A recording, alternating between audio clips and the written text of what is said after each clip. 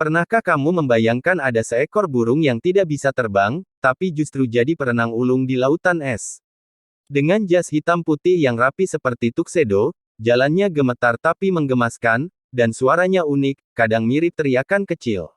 Ya, inilah pinguin. Tapi jangan salah, di balik penampilan lucunya, pinguin adalah hewan tangguh yang mampu bertahan di suhu ekstrim, punya cara unik merawat anak, dan bahkan bisa menyelam lebih dalam dari penyelam manusia. Mari kita bongkar kehidupan luar biasa burung kecil yang satu ini. Bagian 1. Habitat dan persebaran. Kalau mendengar kata pinguin, banyak orang langsung membayangkan es tebal di kutub selatan. Memang betul, sebagian besar pinguin tinggal di Antartika. Tapi ternyata, tidak semua pinguin hidup di tempat bersalju. Ada juga pinguin yang hidup di daerah tropis, misalnya pinguin Galapagos di sekitar garis khatulistiwa. Jadi, jangan kaget ya, pinguin nggak cuma jago bertahan di salju, tapi juga bisa hidup di pantai berbatu dan pulau-pulau hangat. Bagian 2. Ciri fisik. Tubuh pinguin dirancang khusus untuk berenang, bukan terbang.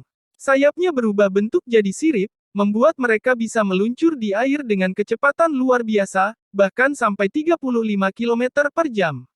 Ukuran pinguin pun bervariasi. Ada pinguin mungil bernama Little Blue Penguin, tingginya cuma sekitar 30 cm, imut banget.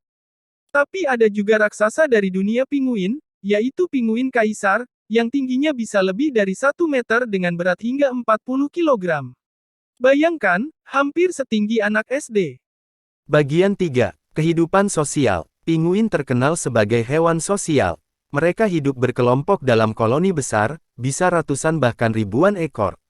Saat musim kawin, koloni ini jadi sangat ramai, penuh dengan suara khas pinguin yang terdengar seperti sedang ngobrol. Menariknya, meski jumlahnya ribuan dan wajah mereka mirip, induk pinguin tetap bisa mengenali suara anaknya.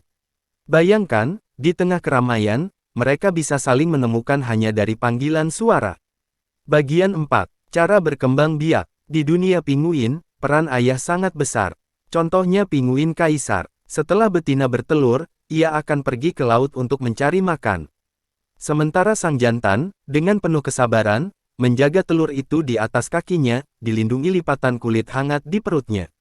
Selama berbulan-bulan, jantan ini rela berpuasa, menahan dingin dengan suhu bisa minus 40 derajat, hanya demi menjaga telur tetap hidup. Begitu anak menetas, barulah sang betina kembali membawa makanan. Bergantian mereka merawat anak hingga kuat.